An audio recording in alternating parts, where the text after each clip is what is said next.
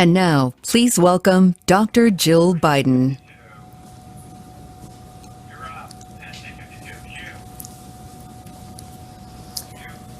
I have always loved the sounds of a classroom, the quiet that sparks with possibility just before students shuffle in, the murmur of ideas bouncing back and forth as we explore the world together, the laughter and tiny moments of surprise you find in materials you've taught a million times.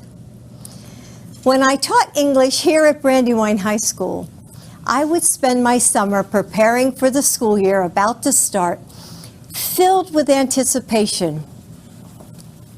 But this quiet is heavy. You can hear the anxiety that echoes down empty hallways. There's no scent of new notebooks or freshly waxed floors. The rooms are dark as the bright young faces that should fill them are now confined to boxes on a computer screen. I hear it from so many of you. The frustration of parents juggling work while they support their children's learning, or are afraid that their kids might get sick from school. The concern of every person working without enough protection. The despair in the lines that stretch out before food banks. And the indescribable sorrow that follows every lonely last breath when the ventilators turn off. As a mother and a grandmother, as an American, I am heartbroken by the magnitude of this loss, by the failure to protect our communities, by every precious and irreplaceable life gone. Like so many of you, I'm left asking, how do I keep my family safe? You know, motherhood came to me in a way I never expected. I fell in love with a man and two little boys standing in the wreckage of unthinkable loss, mourning a wife and mother, a daughter and sister. I never imagined at the age of 26, I would be asking myself, how do you make a broken family whole? Still, Joe always told the boys, Mommy sent Jill to us, and how could I argue with her?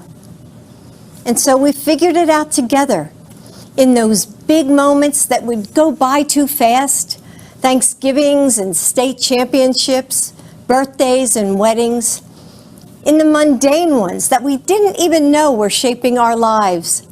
Reading stories piled on the couch, rowdy Sunday dinners and silly arguments.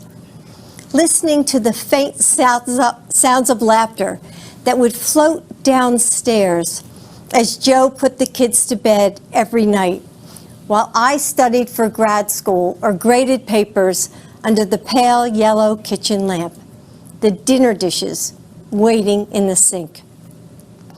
We found that love holds a family together. Love makes us flexible and resilient. It allows us to become more than ourselves together. And though it can't protect us from the sorrows of life, it gives us refuge, a home. How do you make a broken family whole? The same way you make a nation whole. With love and understanding, and with small acts of kindness, with bravery, with unwavering faith. You show up for each other in big ways and small ones, again and again. It's what so many of you are doing right now for your loved ones, for complete strangers, for your communities. There are those who want to tell us that our country is hopelessly divided, that our differences are irreconcilable.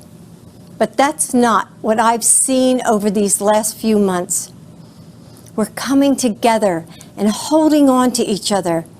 We're finding mercy and grace in the moments we might have once taken for granted. We're seeing that our differences are precious and our similarities infinite. We have shown that the heart of this nation still beats with kindness and courage. That's the soul of America Joe Biden is fighting for now. After our son Beau died of cancer, I wondered if I would ever smile or feel joy again. It was summer, but there was no warmth left for me. 4 days after Beau's funeral, I watched Joe shave and put on his suit. I saw him steel himself in the mirror, take a breath, put his shoulders back, and walk out into a world empty of our son. He went back to work. That's just who he is. There are times when I couldn't even imagine how he did it, how he put one foot in front of the other and kept going. But I've always understood why he did it. For the daughter who convinces her mom to finally get a breast cancer screening and misses work to drive her to the clinic. For the community college student who has faced homelessness and survived abuse, but finds the grit to finish her degree and make a good life for her kids.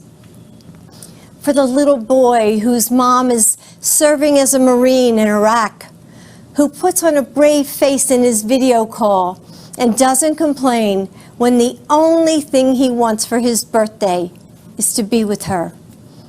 For all those people Joe gives his personal phone number to at rope lines and events, the ones he talks to for hours after dinner, helping them smile through their loss, letting them know that they aren't alone. He does it for you. Joe's purpose has always driven him forward. His strength of will is unstoppable, and his faith is unshakable. Because it's not in politicians or political parties or even in himself. It's in the providence of God. His faith is in you, in us. Yes, so many classrooms are quiet right now.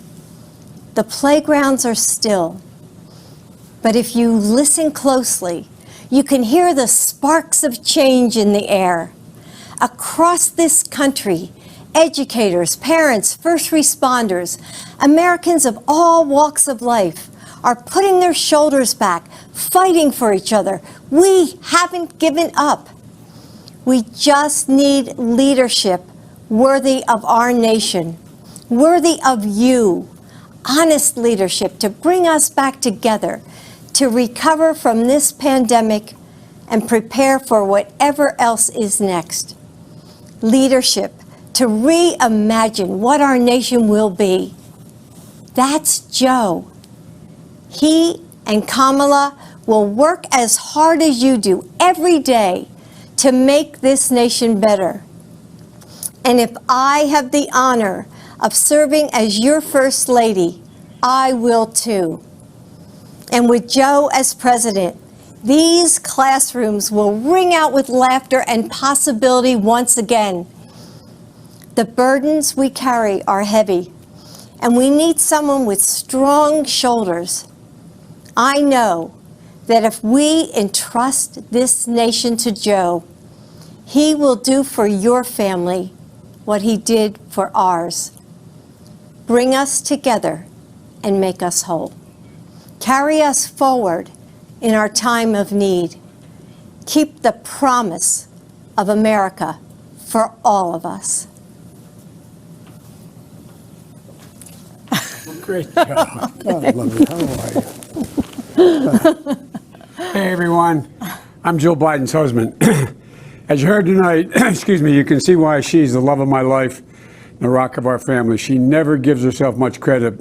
But the truth is, she's the strongest person I know. She's a backbone like a ramrod. She loves fiercely, cares deeply. Nothing stops her when she sets her mind to getting something right.